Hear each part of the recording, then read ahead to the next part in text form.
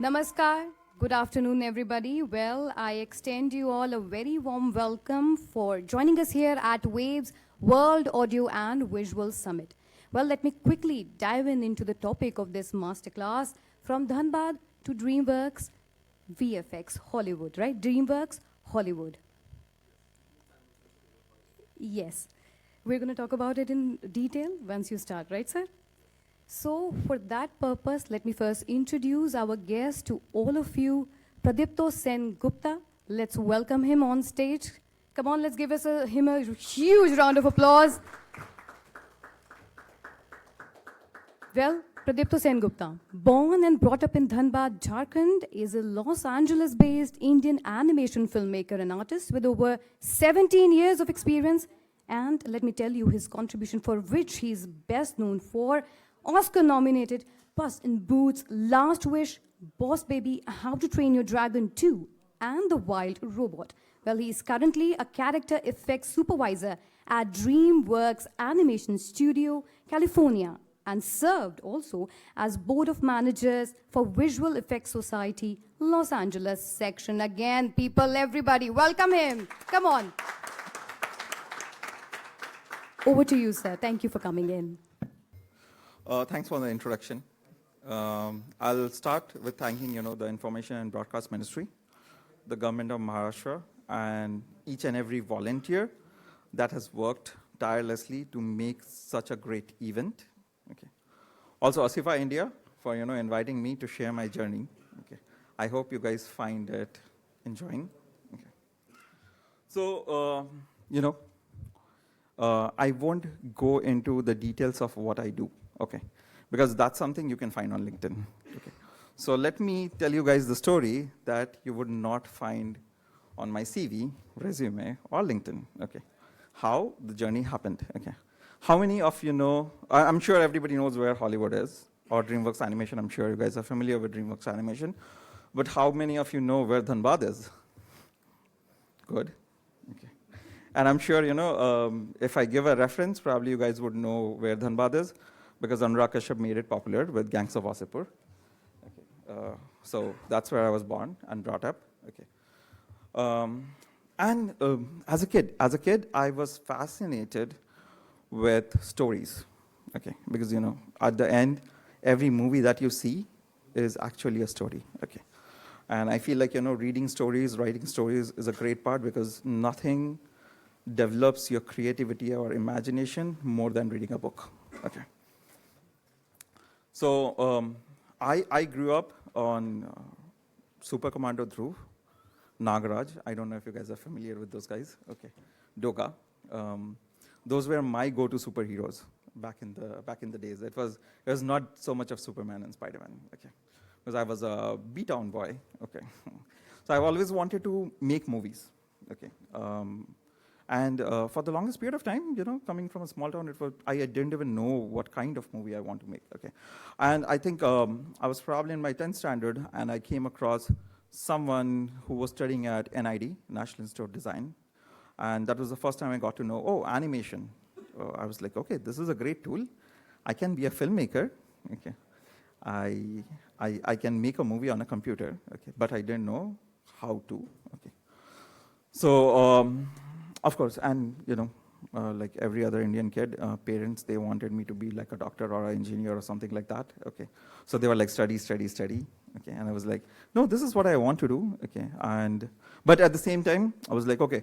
My mom was like, get your graduation done. So I was doing my graduation in Jivaji University, Gwalior, and my third year of my course, that's the time when I was like, I want to do animation. Okay, so I was like, but how?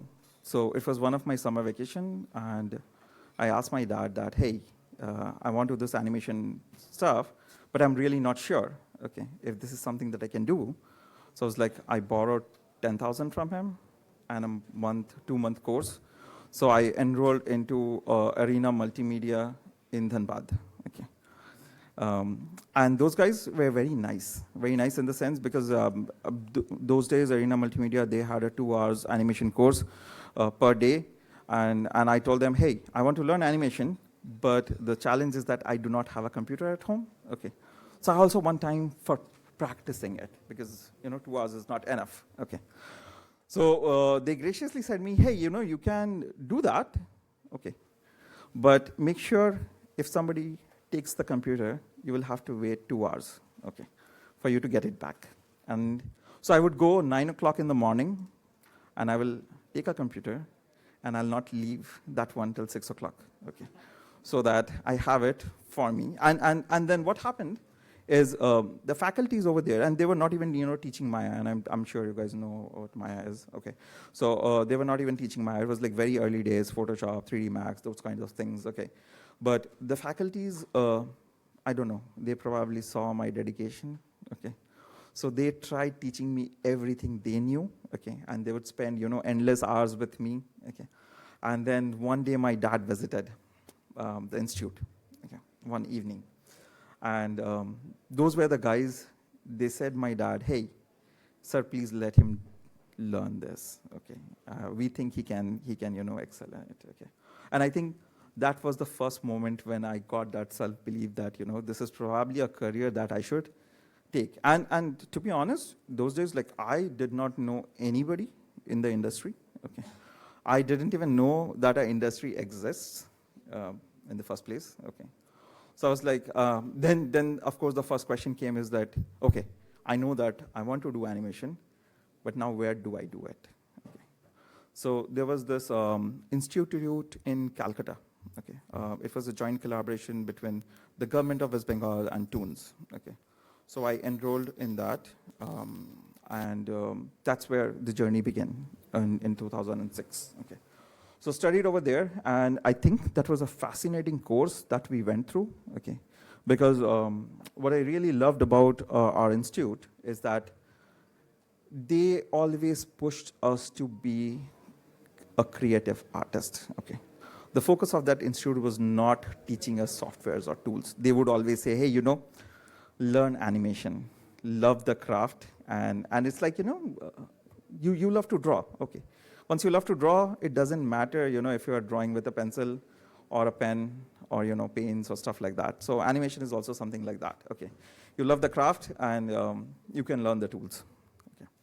So I studied over there, and then I got my first job through campus placement, okay.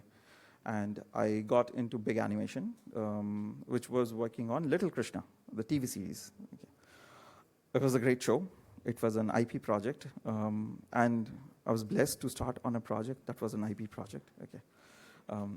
Because at that point of time, if I really look at Indian animation industry, most of the work that was getting done was for some outside studio, okay. So that's what was happening, okay. So while I was working over there, it was great, and I started my career as a rigging artist, okay. And it was also the toughest year, okay. So I started in 2007, and the industry got hit with the 2008 recession, okay. And a lot of us lost our jobs, okay. But as they say, one door closes, another one opens, okay. So that was a time to pick up another skill, and fur grooming was very new, okay, like hair and fur grooming. So Crest Animation Studios was doing their first animated movie, okay, and I somehow managed to get a job over there, okay. But it was not just that. Those were like the early struggle days, okay. The pay scale in India at that point of time was like really, really bad compared to, living in a city in Mumbai, okay. So there was one point of time I was sharing an apartment with 15 people, okay. A two-bedroom apartment with 15 people, and the way it would work, and 5 of them didn't even have jobs, okay, but they were all friends. We were trying to help them, help each other out, while they can find land into their next job. So whoever was earning, okay, we would try to make sure, everybody is fed. And then I was in a graveyard shift, so I will work whole night. I'll come back in the morning, and I'll kick one guy who's sleeping on the bed. Hey, get up. It's my turn to sleep, okay, you go to work. Or if you don't have work, go and watch TV or do anything that you would like to do, okay. So that was life, okay. And to be honest, I still love my days at Crest, okay. like, I feel like those days have made us really, really strong, or I would say resilient, to survive in this industry, which at times is a little uncertain, okay? But that is something I would say in general with the entertainment industry. It goes in waves. Every time there is a high, there's going to be a low. Every time there is a low, you know that there's going to be a high, okay? So it's all about, surviving that phase, that moment, okay?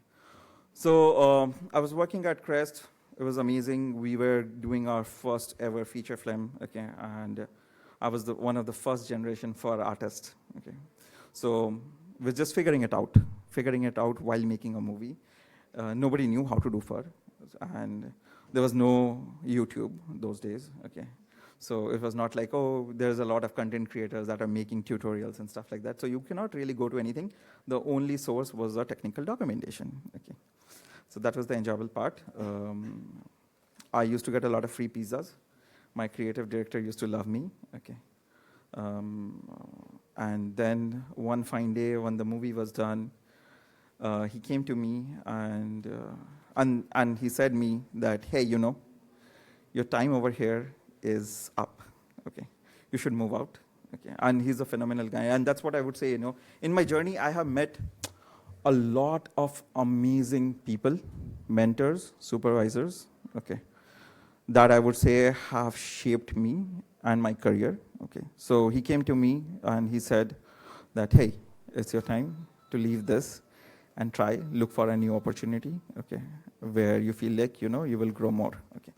So that's how I landed up in a Dreamworks dedicated unit in Bangalore, okay? So I worked over there for next 7 years. And in 2017, I moved to China. Okay. Base FX. It was, again, a very fascinating experience, okay? Because I moved to China to help set up a startup studio who were working on their first ever animated feature film. And my job was to set up a character, Long. And I'll come back to Long about that character. The other part of the job was to train up the team, okay? And now training up the team, I had a whole bunch of artists which do not speak the same language. I do not speak Chinese, they do not understand English, okay? So we had a translator in between, okay? While it was great to do, the creative conversations was still fine.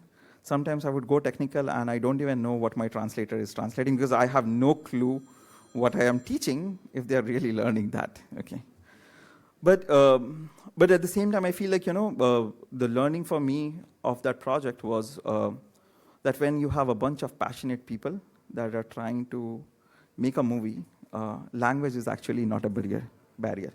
You would often think, communication, like everybody would say, communication is so important. Yes, communication is important. I would not take that away.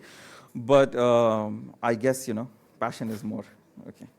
So when all passionate people come together, especially on a creative field, and if they know how to do their job gets done at the end of the day, okay? And then Long, so in China, of course, it was a little tricky in a way that, that I had nothing else to do on my weekends, because even if I go out to a pub, I could not speak the language. So, people were nice, they were friendly. So I would spend most of my time doing that character, okay? And it was a gigantic furry dragon, which was supposed to scale. Anybody that has ever worked with fur knows that, fur does not scale, okay? So we had to figure out how to do this, okay? And this is a new studio, so it did not have any R&D or any, fancy tools and stuff like that. So it was like, oh, how do we do this, okay? On top of it, the additional challenge was like, nowadays we are so used to, going onto Google and search something. But now Google is banned in China, okay? So I cannot do Google, okay? And I cannot figure out how the rest of the world is doing this stuff, okay? The technical documentation is in Chinese. So then I would work during the day and go at night, okay? And log into my personal VPN and then do all my research at night and go back and then, implement that back into my work and make it happen. And that took me close to 10 months to, do that stuff, which was fine. But at the same time, I was like, looking for opportunities outside. Okay, because although I was enjoying my work, I probably was, it was a little hard socially, I would say. Okay, that you have no friends except that imaginary dragon. Okay.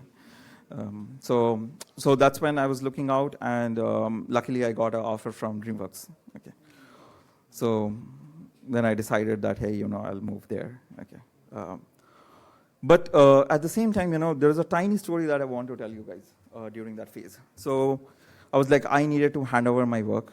I needed to hand over the dragon. Okay, which I almost felt like handing over my pet to somebody else. Okay. So I did all the technical documentation, and I was like, okay, I will, sign off on a Friday. My flight is next Thursday, and I was like, I'll chill for the next 6 days, enjoy the city and stuff like that. But as usual, all the work happens at the last moment. Okay. So Friday was my last day. Okay. I worked that Saturday. I worked that Sunday. I worked for the next 4 days. Okay. Nobody asked me to do that. Okay. But I know that they needed me to do that. Okay. And I worked till 5 o'clock. In the evening, and then 6 o'clock got onto my flight and left for LA. Okay. So yeah, the only thing I would say, the key takeaway is, of course, I'm not saying that you guys have to work that hard, but if you love what you do, okay, it won't feel hard. Okay. Yeah, you will just enjoy it. Okay. Cool. And then, once I don't know what time it is, but yeah. And then, the rest, I think, just happened. Okay. Like when I started, I never thought that I'll go to Dreamworks. Okay. But now I'm a part of it. It feels like living the dream. Okay. So, of course, and seek opportunities.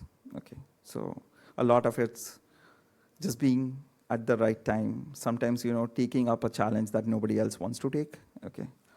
And follow your heart. Okay. I'll keep it short.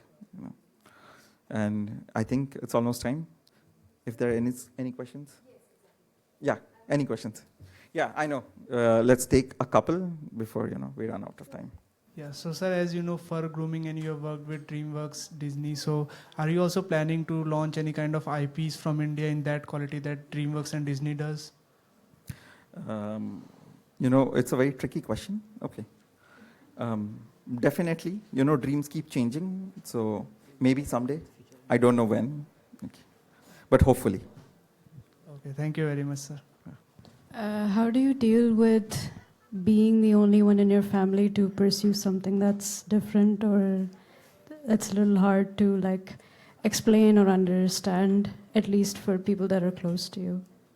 I think, they still don't understand. My dad, definitely. He still thinks I'm a failure. Okay. But I don't know if he has watched any of my movies. Okay. My mom understands. Okay. My son loves Long. Okay. And he's just 2 years old, so he still doesn't know the story behind Long. Okay. I'm just waiting for him to grow up, and someday I can tell him the story that, this is a character that was done by me. Okay. So yeah, it's hard, but that's what life is. I think that's the story of every animator. I feel like most families do not understand what we do. Yours has been an inspiring story, the struggle and the dream you walked and the dream you live. Now we are living in the age of AI.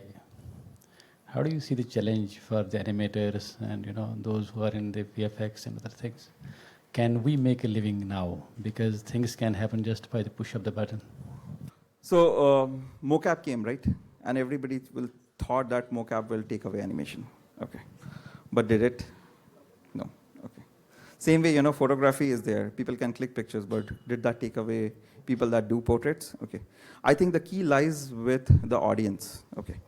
If people know what a hand animated movie is and if they can appreciate it, okay, I think there is still a lot of scope of, I do not see AI as a threat, okay. It's like the wind, okay. You don't resist it, you kind of embrace it, use it as a tool, okay, for the betterment.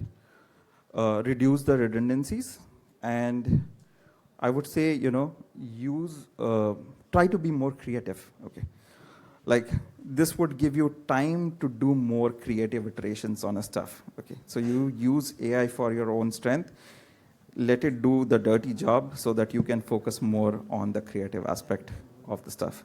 So the key, at least what I am trying to practice at this moment, that I want to become better as an artist, okay? Because at the end, I feel like all of us are artists, okay? And not technicians or engineers, okay? Especially when we are talking about, animation in general. Okay. What you are saying is extremely valid. See, I am a producer, the person who spends money. So, if there is a choice given to me that an artist, the quality that is produced by an artist can be replicated with an AI, there is no contest. Yeah, absolutely. So, this is part one of my question. Second part is, going forward, do you feel that government should mandate the content which is created by AI should be mentioned clearly that it has been created by an AI? That's something that I think I am not the best person to say. Okay, but I know that a lot of things are getting labeled as AI generated content. Okay, so I think which is great to be labeled something like that. Okay, and of course, artists should get their due credit. Okay, in that way. Can I ask one more question? Yes. Yeah, we can continue. You can continue to chat with sir, and you can get your pictures also clicked. And with that, we have to end this session.